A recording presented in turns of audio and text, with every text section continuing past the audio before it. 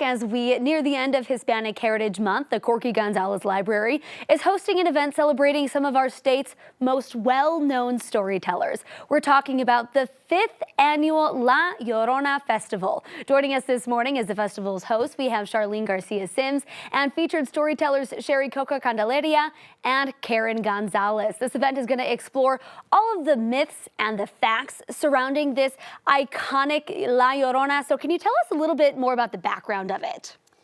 So it's our boogeyman, our boogie woman, our siren in the Hispanic, Chicano, Latino, Mexican, Latinx, Latin, whatever we're calling ourselves today.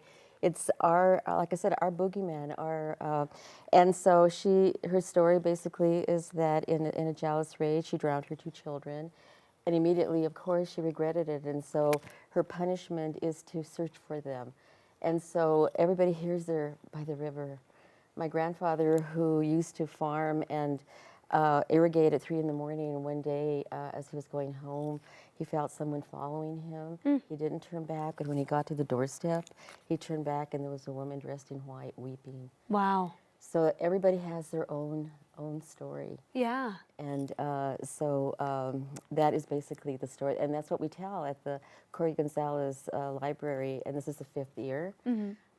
2019 is when it started, and there was 1 year that we skipped because of the pandemic. Sure. And then every year it's been going on, and tomorrow will be our fifth La Llorona Festival. 5 years strong. So basically that's who she is, and she keeps wayward men straight, children away from rivers, and women just wanting to be the best mothers they can. Sure. So there's a lot more to it than just this fictional, this woman or this legend, that searches for your children by the river. Yeah. It's a lot deeper content. Yeah. And what are our 2 guys here in between you guys here? Okay. I have La Llorona and Mr. Llorón.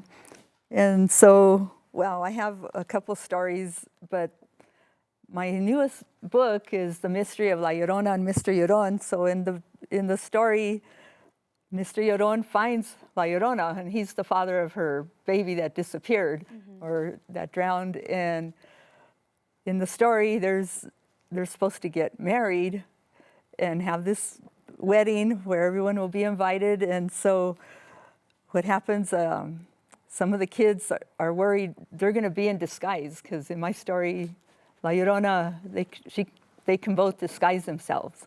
So these are the newlyweds at the end of the story. Yeah, there's some mystery in it, clues and all, but. And it's set right here in Denver. Well, it's all over. Yeah, this story is inspired by actual encounters and events I had as a child in the West Colfax neighborhood. And we would go down there in the gully and find her during the day in disguise, and she followed us. So my story, I have it in a couple books, a short story, a memoir. And she, the story takes place in the 60s. And then in my memoir, in 1968, and then, 50 years later, I talk about the gentrification that's happened in that neighborhood. It was a Spanish-Jewish neighborhood there. Part of it still is, but now all the homes have been demolished, and all these 2 to 6 unit big condo and townhomes are there, so it's a lot different.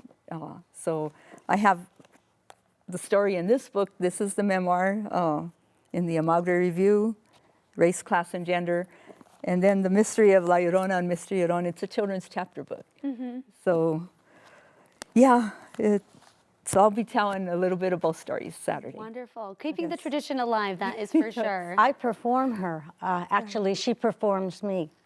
I've been doing this piece for many, many years. I'll say over 30, maybe even longer than that. The piece I do is written by Tony Garcia, the director of El Centro Su Teatro.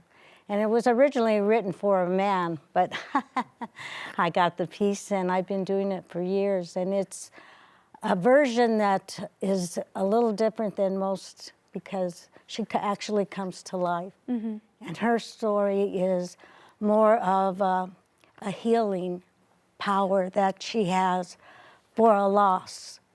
In a lot of stories, she murders her children. In my story, her children are lost and she's looking for them. It's not, she's not the murderess that they portray her to be. She's the victim, and the tables are turned. And she forever wanders around trying to explain her story, her pain, her loss. And this tradition is all over the world. There's different versions in different cultures. But in our culture, it was about the woman and her children and the bond that they have, that a mother would never stop looking for her children. That's just who we are. Yeah. That's how we are. And it's very interesting to watch all these women perform all these different ideas of who she is, because everyone has their own little details. You know, some people are afraid of her, some people admire her, some people don't know what the heck to do with her. Yes. Ladies, thank you so much for joining us today. Really, really appreciate it. Again, the La Llorona Festival is happening tomorrow at the Corky Gonzales Library. It'll run from 1 to 3:30 p.m. and it's free. You can find more information on 9news.com.